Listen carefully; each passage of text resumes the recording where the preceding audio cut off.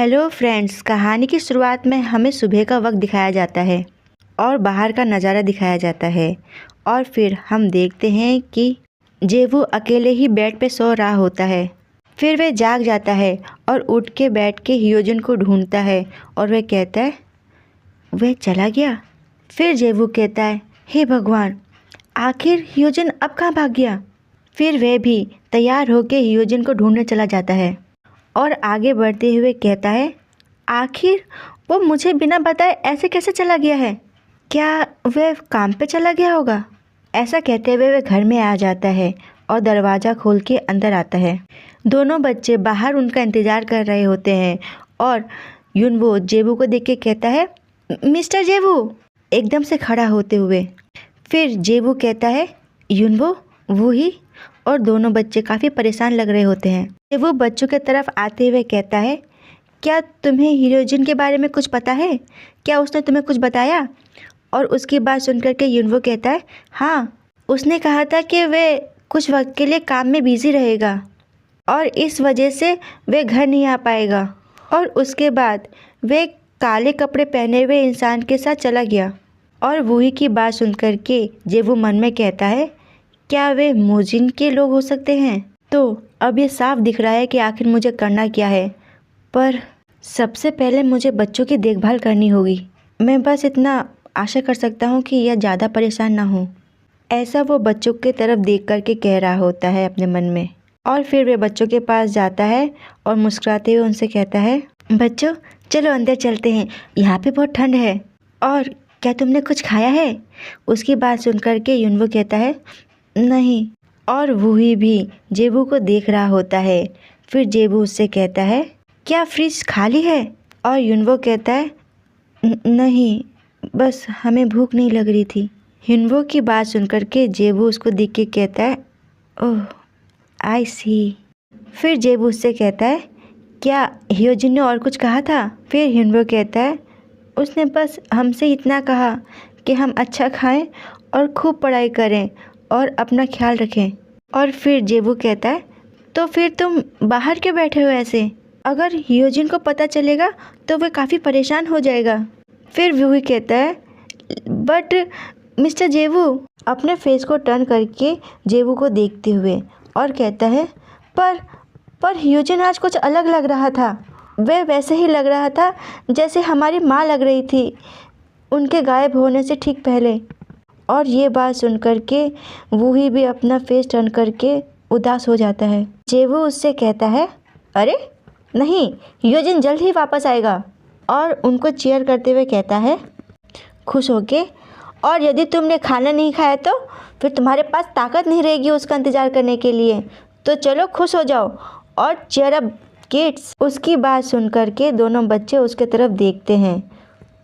और फिर जेवू कहता है जाओ कमरे में, मैं तुम्हारे लिए पोरेज बनाता हूँ। और बच्चे कहते हैं ठीक है। राइस कुकर में थोड़े बहुत चावल बचे हुए होते हैं, जिसे देख करके जेवू कहता है अभी भी कुछ चावल बचे हुए हैं। और फिर वे उसी चावल में कुछ डाल देता है और कहता है मेरे पास उन्हें अच्छा दलिया बनाने के लिए समय या सामग्री नहीं है, पर मुझे फिर भी उन्हें खाना तो खिलाना ही होगा। और फिर वे मसाला डाल करके कुकर को बंद कर देता है और दलिया को कुछ वक्त के लिए पकने देता है। खाना बनाने के बाद वे बच्चों को आवाज़ लगाता है आओ खा लो बच्चों। और बच्चे खुश होकर कहते हैं ठीक है। खाने को देख करके दोनों बच्चों के पेट में से आवाज़ें आने लगती है और युनवो कहता है वाओ। और वही कहता है लुक सो गुड। और खाने को देख करके उन दोनों की आंखें फटी की फटी रह जाती है। और फिर दोनों बच्चे बड़े ही चाव से खाना खाते हैं। और बच्चों को खाना खाते देख फिर जेबू उनसे कहता है बच्चों मुझे कुछ देर के लिए बाहर जाना होगा, तुम लोग अकेले घर पे रह लोगे ना, है ना। फिर वही जेबू से कहता है आप हियोजिन को लेने जा रहे हो ना, है ना। ठीक है तो हम इंतज़ार करेंगे और आप तो जानते ही हैं ना कि हम यहाँ पे ठीक से रह लेंगे। फिर जेबू कहता है तो ठीक है। और फिर जेबू मुस्कुराते हुए बच्चों से कहता है हियोजिन वापस आएगा, तुम्हें मेरी बातों पे विश्वास तो है ना, मैं उससे घर लेकर आऊँगा, मैं वादा करता हूँ। और युनवो कहता है ठीक है और हम यहीं पे आप लोगों का इंतज़ार करेंगे। और फिर जेबू कहता है अभी भी बाहर बहुत ठंड है, इसलिए अंदर ही रहना, ठीक है। और बच्चे कहते हैं ठीक है, हम समझ गए। और फिर हमें बाहर का नज़ारा दिखाया जाता है जहाँ की जेवू चल रहा होता है और जेवू चलते हुए हियोजिन को फ़ोन लगा रहा होता है, पर वे फ़ोन नहीं उठा रहा होता। और फ़ोन से आवाज़ आती है, कृपया टोन के बाद एक संदेश छोड़ दें, बीप। और जेवू ठंडी सांस छोड़ते हुए कहता है, आखिर ये हियोजिन फ़ोन क्यों नहीं उठा रहा है? मूजिन के साथ आखिर उसकी क्या बातचीत हुई होगी? हियोजिन के फ़ोन न उठाने के कारण जेवू कहता है, अब मेरे पास और कोई विकल्प नहीं बचा है। और ऐसा कहते हुए वे किसी को फ़ोन करते हुए कहता है, अब मुझे सीधे मुद्दे पर ही जाना होगा। और फिर फ़ोन की रिंग बज रही होती है और मोजिन फ़ोन उठाता है। मोजिन फ़ोन उठा के कहता है, तुम्हें क्या चाहिए? और उसकी बात सुनकर के जेवू दूसरी तरफ से कहता है, मुझे क्या चाहिए? तुम ये अच्छी तरीके से जानते हो कि मुझे क्या चाहिए। और फिर मोजिन कहता है, तुम उस लड़के को देखना चाहते हो, है ना? और जेवू कहता है, वो कहाँ पर है? क्या तुम्हारा आदमी उसे नहीं लेके गया था? और फिर मोजिन कहता है, अगर मेरे आदमियों ने ऐसा किया भी है तो तुम क्या कर लोगे? और जेवू कहता है, गिव हिम बैक। और मोजिन हंसते हुए कहता है, अगर मैंने ऐसा नहीं किया तो? फिर जेवू कहता है, अगर मैं उसके डेब्ट को अभी चुकाने की पेशकश करूँ तो? और उसकी बात सुन कर के मोजिन कहता है, अच्छा ऐसा है तो फिर तुम्हें अपने आप को पूरी तरीके से मुझे सौंपना होगा। और फिर जेवू कहता है, हाँ ठीक है, मैं करूँगा। ये बात सुनकर के मोजिन उससे कहता है, क्या तुम ये निर्णय बहुत जल्दी नहीं ले रहे हो? तुम में अपने लिए थोड़ा ज़्यादा आत्मसम्मान तो होना चाहिए।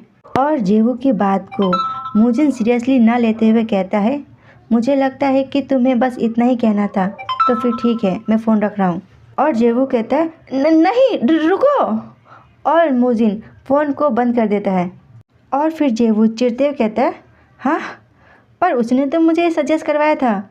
और फिर वो पहले की बात याद करके कहता है और कहता है, वो यही तो था जो कि बहुत अजीब था और कह रहा था कि मैं उसका हूँ, और फिर भी अब वे कह रहा है कि मुझ में आत्मसम्मान होना चाहिए।